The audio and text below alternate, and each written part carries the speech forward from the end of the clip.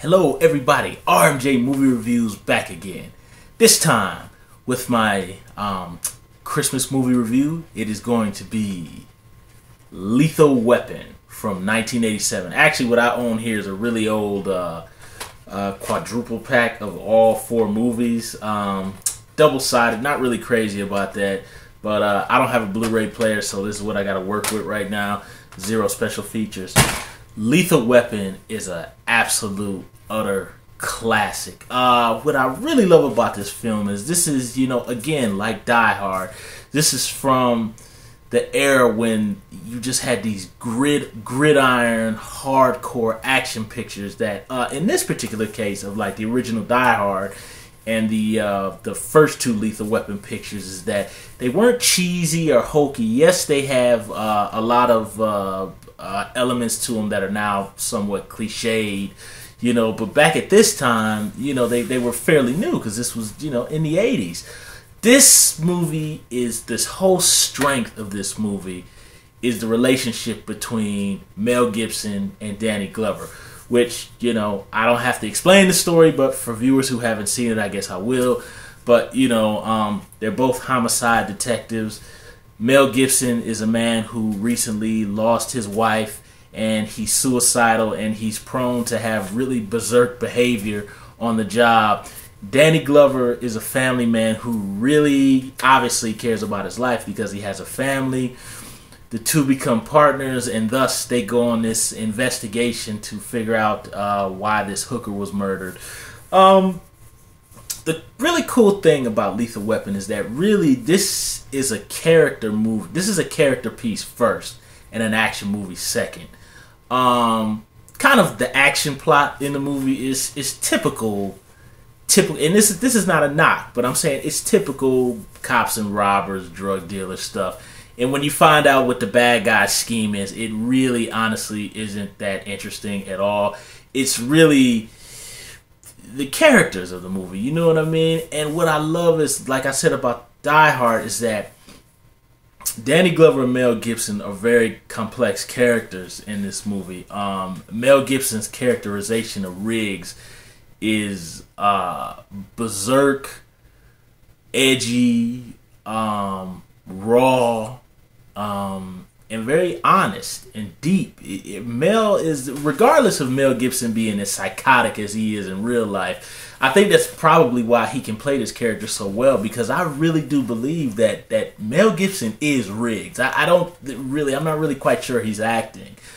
In particular, the highlight is the scene where Riggs is suicidal, so he actually puts a gun to his forehead and he's gonna shoot himself, man. And it's a heartbreaking scene. And Mel Gibson, just the duality he plays this character with, kind of the cracking the jokes, and then his like insanity of being on this drug bus and he gets taken hostage, and he tells the guy, "Go ahead, shoot me, shoot me, shoot me," and then like he gets the gun from the criminal, but you can see that he was terrified, and then to combine that performance with Danny Glover, who's just looking at this guy like, man, this dude is like batshit crazy. I don't want anything to do with him, And the other cool thing, outside of Mel Gibson's very raw and sympathetic performance, is how Danny Glover is really, this was in the 80s, so I'm not really quite sure if the filmmakers intentionally were doing this, but this was in the era of the Cosby Show. The Murtaughs in this movie very much feel like the Cosbys. They feel almost identical to the Cosbys. Matter of fact, I think they even have the same amount of children. No, they don't. I think no.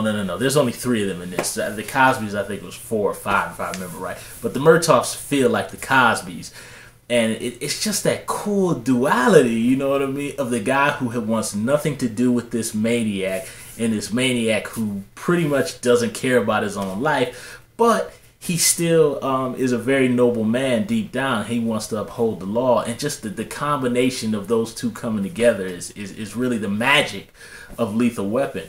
Those really good character scenes earlier in the movie. For example, the other scene where, outside of the suicide scene and the hostage drug bust scene, is a scene where Mel Gibson is trying to say to the guy, you know, don't jump off the roof, and the guy is trying to kill himself. Now, previously in the scene, you know, we saw him attempt suicide. So now he's talking to a guy who wants to jump off a roof and kill himself too. It's just, this movie is fantastic, man. And I just love how Mel just says, okay, you want to jump? Then let's jump. He takes the dude and they jump off the roof, man. I mean, this dude is...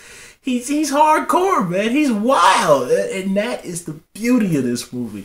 And then for right after that scene, for Danny Glover and Mel Gibson to have this thing where Danny Glover says, okay, if you really want to die, then take the gun and blow your brains out. And they're like face to face. It is an awesome scene, man. And that's the magic of this movie, is the character scenes.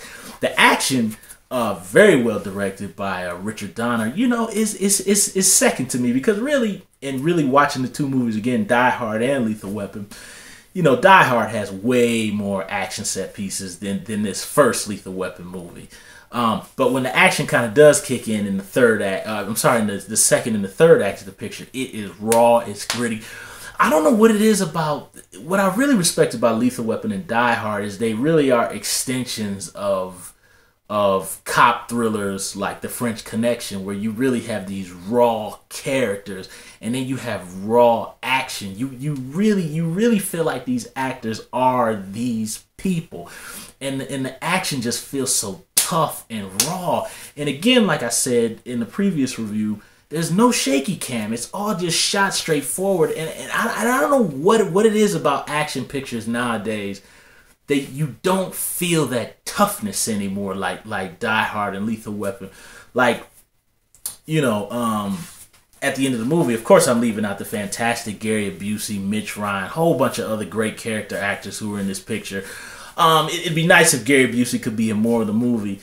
And apparently I was reading that Gary Busey really got in tip-top shape, because we all remember, if we saw Silver Bullet, I mean, Gary Busey looked like he wasn't...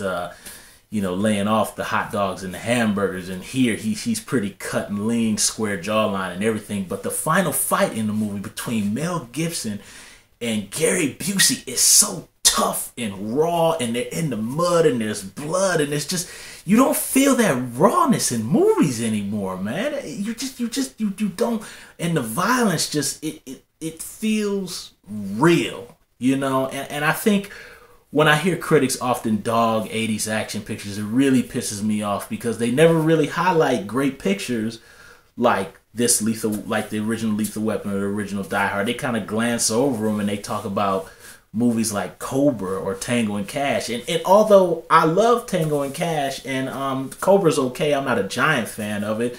You know, they don't highlight the good part of the 80s, you know what I mean? Which is action pictures like Lethal Weapon and Die Hard, you know. But a lot of these action guys now, I'd probably say about the tiniest, closest kind of action pictures to kind of feeling like tough and raw like Lethal Weapon is probably the Daniel Craig James Bond movies and the Bourne movies. But even still, they can only go but so far, because they're PG-13, so they can't go with the raw violence, the raw language, you know.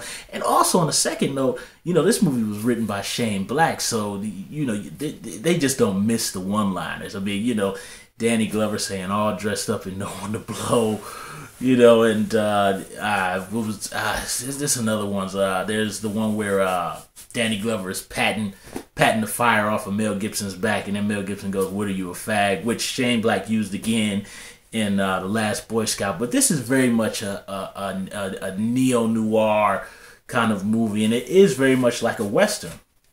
That's the way Shane Black likes to write. One of the other things I also like about the picture, too, is Michael Kamen's score, which really kind of, you know, going back to the Cosby's references, you really hear a lot of saxophones and all of that stuff. And even Murtaugh even dresses a little bit like Bill Cosby, just with a gun, you know. So that's another thing too. There's a lot of saxophones, and you know, I guess I don't want to use this word, but black kind of sounding music for that time. So I don't know if Michael Kamen was going off that or not. But it really works, and it really gives the movie its own identity, you know. And this is just a fantastic character, because Lethal Weapon is a character movie first, and it's an action picture second.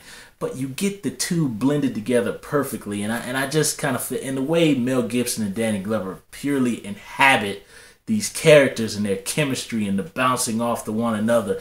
You don't get action pictures like this now. Like, even with the Bourne movies and the new James Bond movies, I feel like they're acting. I don't feel like they are the characters. But when I watch Danny Glover and Mel Gibson and Gary Busey and all these actors in this first Lethal Weapon, I feel like they are the people. When Mel Gibson has that gun to his head and he says, shoot me, and his eyeballs are popping out, it feels real. When Danny Glover is in his face and they're going at it and he says, nibble on the barrel and pull the trigger, it feels real. And these actors now, I don't care.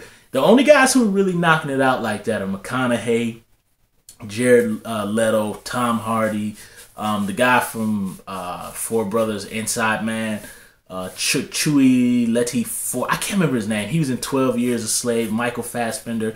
Those are actors who, and even Brad Pitt, but those are actors who I feel become the characters, man. And I don't feel that now in these action pictures now. And the action just does not, it feels choreographed to me, But it just shows that as old as these pictures are, you can have Transformers all day with 10,000 dolly shots and multiple camera angles and computer generated this, and that.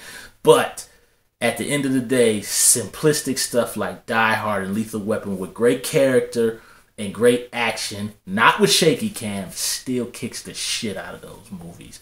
That's my review of Lethal Weapon today. I'm going to come back with my holiday Christmas movie review of Home Alone, starring Macaulay Culkin. Please subscribe to my channel, share this video. Please leave comments in the comment section about Lethal Weapon, Danny Glover, Mel Gibson's performance, Gary Busey. Let's talk back and forth. I love to do that. And tune in for the next RMJ movie review.